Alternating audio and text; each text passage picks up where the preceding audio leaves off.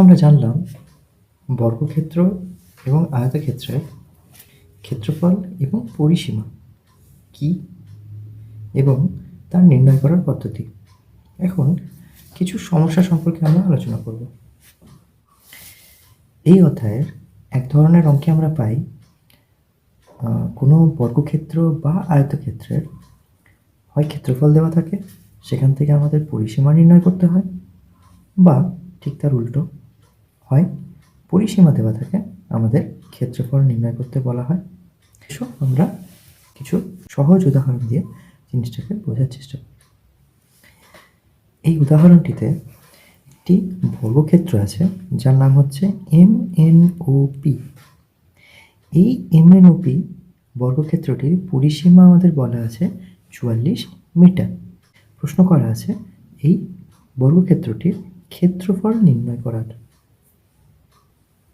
তাহলে এটা এখন কিভাবে নির্ণয় করব এসব বুঝে। দেখো, বর্গক্ষেত্রের পরিসীমা সম্পর্কে আমরা আগেই জেনেছি। পরিসীমা অর্থাৎ 4টে বাহুর যোগফল। বর্গক্ষেত্রের ক্ষেত্রে সেটাই আমরা বলতে পারি 4 গুণ একটি বাহুর মান। অর্থাৎ বর্গক্ষেত্রের ক্ষেত্রে পরিসীমা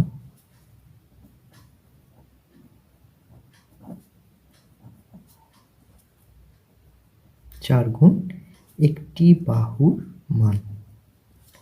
এখন স্পষ্টই বোঝা যাচ্ছে যে যদি আমাদের পরিসীমা 44 মিটার হয়, তাহলে একটি বাহুর দৈর্ঘ্য হয়ে যাবে এই 44/4 এত মিটার, সমান 11 মিটার।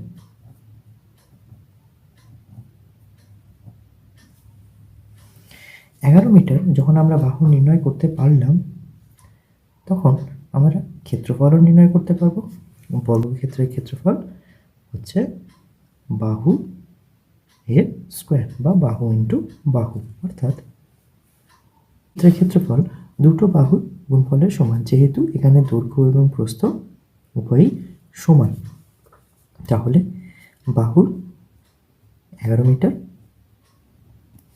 গুণ 11 মিটার, এটার মান আসছে আমাদের 121 বর্গ মিটার।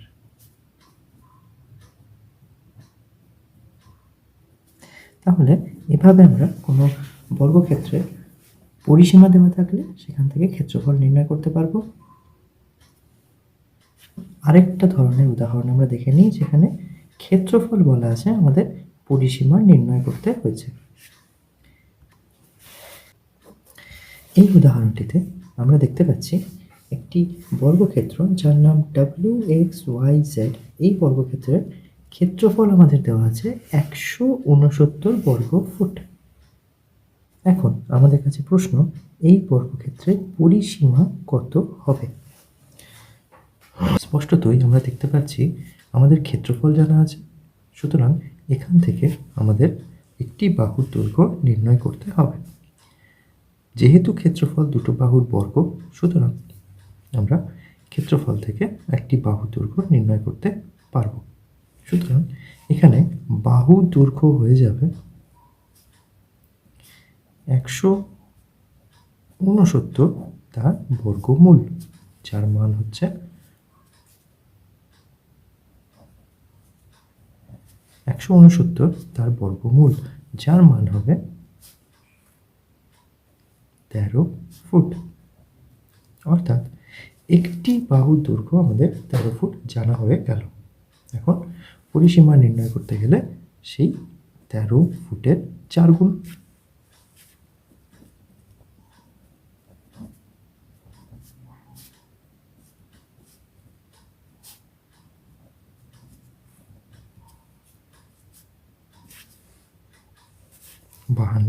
ফুট। এভাবে আমরা কোনো বর্গক্ষেত্রের ক্ষেত্রফল থেকে পরিসীমা এবং পরিসীমা থেকে ক্ষেত্রফল নির্ণয় করতে পারি। আয়তক্ষেত্রের ক্ষেত্রে যেহেতু দুটি বাহুর দৈর্ঘ্য আলাদা, তাই এক্ষেত্রে অঙ্কে তোমরা যখন অঙ্ক করবে তখন প্রথমেই তোমাদের একটি শর্ত দেওয়া হয়, যেটা কিনা এরকম হয়তো বলা থাকতে পারে যে হয়তো কোনো আয়তক্ষেত্রের দৈর্ঘ্য তার প্রস্থের দ্বিগুণ অথবা 3 গুণ অথবা কোনো গুণিতক। আমরা সহজভাবে অঙ্ক বোঝার জন্য এখানে ধরে নিই আয়তক্ষেত্রের যে প্রস্থ অর্থাৎ আই জে এর যে মান সেটা এইচ আই এর মানের অর্ধেক, অর্থাৎ এর দৈর্ঘ্য প্রস্থের দ্বিগুণ। এখন এসো দেখি অঙ্কটা কিভাবে করা যায়। আমরা মনে করি এই উদাহরণে আমাদের আয়তক্ষেত্রটির পরিসীমা দেওয়া আছে 30 মিটার, অর্থাৎ পরিসীমা যদি আমাদের দেওয়া থাকে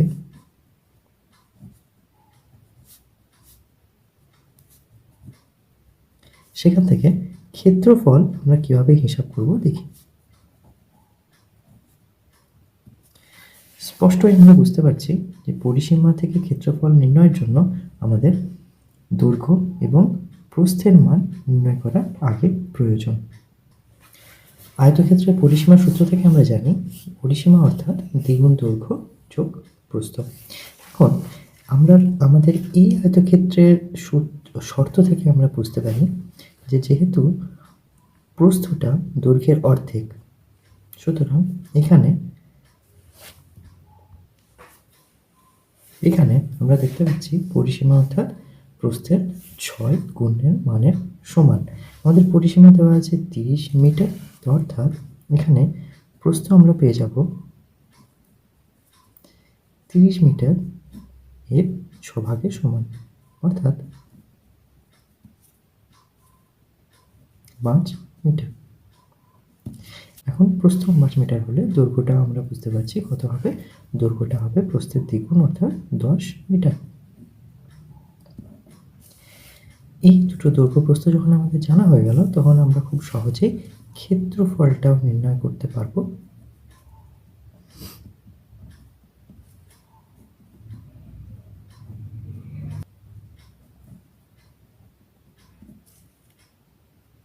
এই আয়তক্ষেত্রের ক্ষেত্রফল হয়ে যাবে 10 গুণিত 5 এত বর্গ মিটার, অর্থাৎ 50 বর্গ মিটার। এখন এসো এইটার ঠিক উল্টো পদ্ধতিটা আমরা জেনে নিই। এক্ষেত্রে যদি আমাকে একটা আয়তক্ষেত্র দেওয়া থাকে যার আমাদের ক্ষেত্রফল বলা আছে,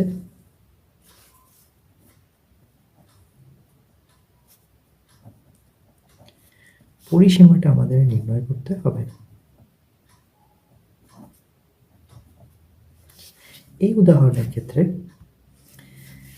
মনে করি এ বি সি ডি এই আয়তক্ষেত্রটির ক্ষেত্রফল 72 বর্গ মিটার।